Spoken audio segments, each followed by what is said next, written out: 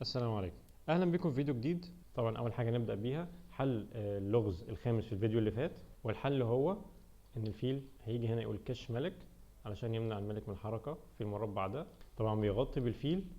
انا دلوقتي عندي المقدره ان اكل الفيل ده في حمايه الطابيه.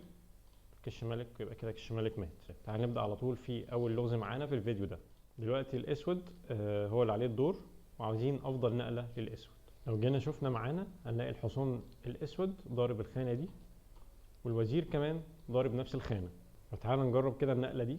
قلنا كش ملك، الملك اتحرك، وعندي نقله طبعا كويسه جدا ان انا اقول كش ملك وبعد كده اكل الطابي.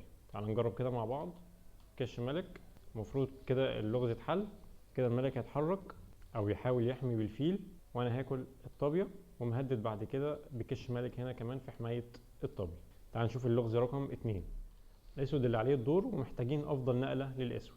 لو جينا حللنا الموقف ده هنلاقي ان طابيه الملك الاسود ماسكه الصف ده كله، وكمان الملك ما يعرفش يتحرك هنا ولا هنا ولا هنا علشان الحصان. طيب انا محتاج بس اقول له كش ملك. ممكن اقول له كش ملك ازاي؟ عندي العسكري بنقلتين قدام، اقول له كش ملك عادي جدا.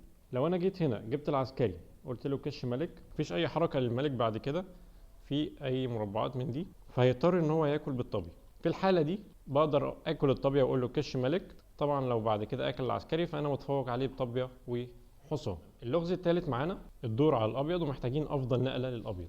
عندي طابيه ووزير على عمود واحد، ومهدد المربع اللي هو H8، والملك مش هيبقى ليه حركه غير المربع ده اللي هو ال F7.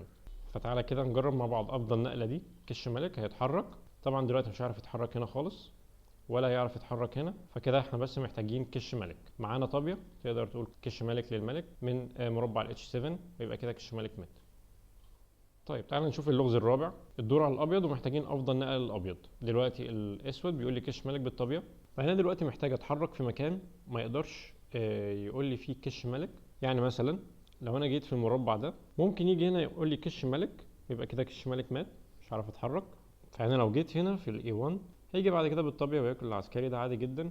فكان افضل حل ان انا اجيب الملك في المربع اللي هو الاي 3. تعالى كده مش مع بعض. تمام، مهدد انا كده الطابيه دلوقتي، فهو لو حاول يقول لي كش ملك هياكل بالوزير، وما يقدرش هنا يقول كش ملك لان في طابيه. فبديهي ان هو كان لازم يحمي الطابيه ويحرك الوزير في المربع اللي هو الاف 8.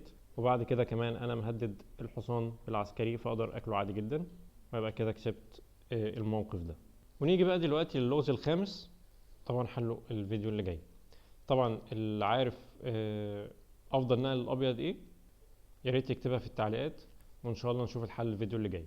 بس كده احنا خلصنا النهارده. شكرا ليكم واشوفكم في فيديو جديد ان شاء الله، وفي امان الله. مع السلامه.